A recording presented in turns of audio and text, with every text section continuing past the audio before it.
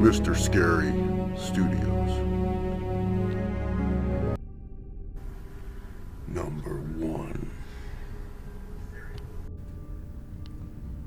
When I was a kid, the only thing I wanted to be when I grew up was a magician. As it turns out, being a magician takes patience, practice, discipline, timing, and, of course, showmanship, none of which I was ever good at. Forget being a master of illusions, I was a master of trying once, failing, and never trying again. I only ever managed to learn one trick, a real showstopper. The first time I did it was on my wife, and it went great. I was elated later on. I did it on a business partner. Then a few friends found out about it, so I performed it to some, and for others every time it went off without a hitch. This trick doesn't require sleight of hand like most tricks do, so it's not too challenging for a first timer, but it does require a bit of misdirection and some upper body strength. Not everyone can do it. It's what I'm getting at. If you want to see it done right, you should come to a professional, and who better than me? I've had years of practice perfecting this magic trick. I've got it down to science. I promise you'll be blown away if you're willing to pay a reasonable fee. I'll gladly perform it in front of any audience of your choosing. Just give me a name and a place. So if you want me to show you how to make a body disappear, come on down to Hamid's Oriental Rug Bazaar and ask for Mikey.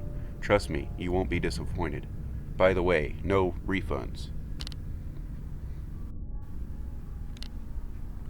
Sorry it's a tad long, so to start, I am a 15-year-old girl, and my friend is a 16-year-old girl. This happened last night. At about 7:50 p.m., my friend, we'll call her Kate, decided we should go for a walk to the gas station. After smoking a few bowls, yes, I know that's stupid, but munchies kill when you have had no food. But we've done this a lot without issue. So I need to give a quick layout of the area. My apartment is on a traffic way next to a corner where 2 abandoned houses are. The rest of the area is a neighborhood. Until you reach the main road, it takes like 10 minutes. We walk to the second abandoned house. We could still see my apartment building and see a jogger in red Chiefs hoodie and what appeared to be gray leggings and running shoes, his hood up over a snapback, and says hello. Being polite, Kate says hello back, and he crosses to our side of the road and asks what we're doing out so late. Kate is doing all the talking because I'm too focused memorizing his face and too stoned to talk. He asked how old we are, and assuming it's because each of us had a cigarette. Kate says 17. This is when we realized it wasn't a normal interaction. He smiles and looks up and says, almost legal but not quite. But then he looks at both Kate and I and tells us we're really hot and asks us to follow him. Being a horror junkie and let's not meet being my favorite, I knew this was not a good thing. I then notice him groping his junk through the leggings.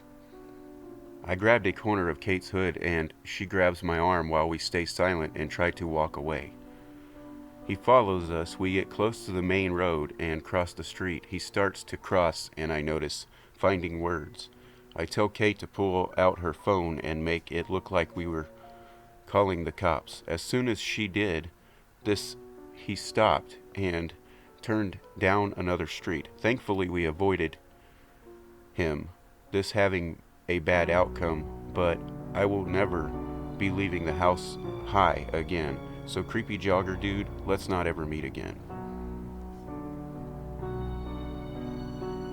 About a year ago, something weird happened, and was wondering what you guys might think, so here goes nothing. It was near my birthday, and I decided to get some clothes with my money that I had been given. As no one was free to come with me, I went all alone, which didn't bother me as I do like a bit of me time. Anyways, it was really hot,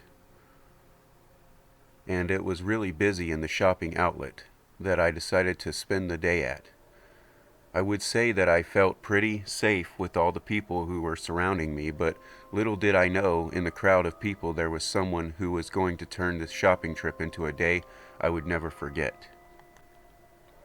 I was approaching my favorite shop, which wasn't really that popular, so it wasn't a surprise that the store was near empty.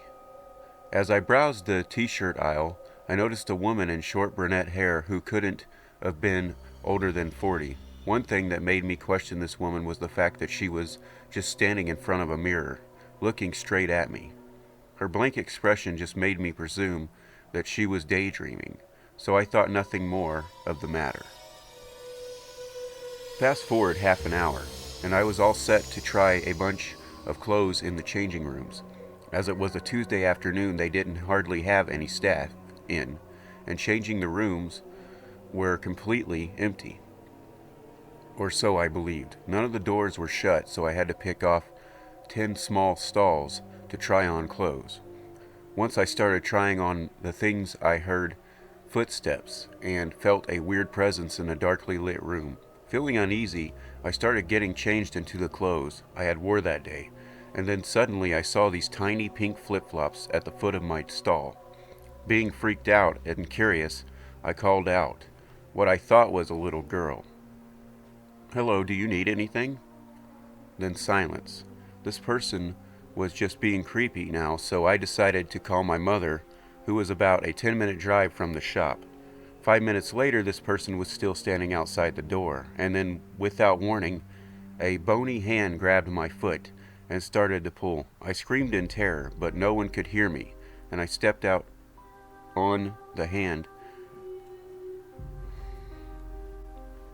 cowered in the corner to try to call my mother again, which, yet again, no answer.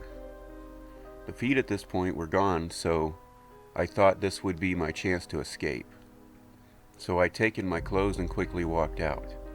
I turned around just to see the person was still in the room. I seen the same pink flip-flops standing at the bottom of the end-closed stall.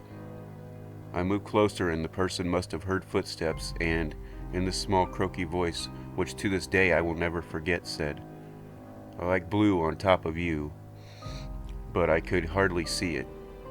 "Come here and try it on again for me." How had she seen me in this blue top? She must have been looking through the gap in the stall door. Which this I left the changing rooms and dumped the clothes on the side as I left. My mom had agreed to pick me up half an hour later. So I was just wandering around, constantly looking down at the sea of people to see if I could find the pink flip-flops again. Lo and behold, in the distance, I seen the same women who was standing by the mirror and staring at me earlier in the shop with the same pink flip-flops. I quickly headed off in the opposite direction so she wouldn't see me again. I told my mom about the whole ordeal, and she said I am not to go back to that shop again. Being quite young, I was disappointed, but was old enough to realize it was for my own good. Even 2 years on, I haven't been in the shop again, and I never plan on to go there again. So, creepy woman in the changing rooms, let's not meet.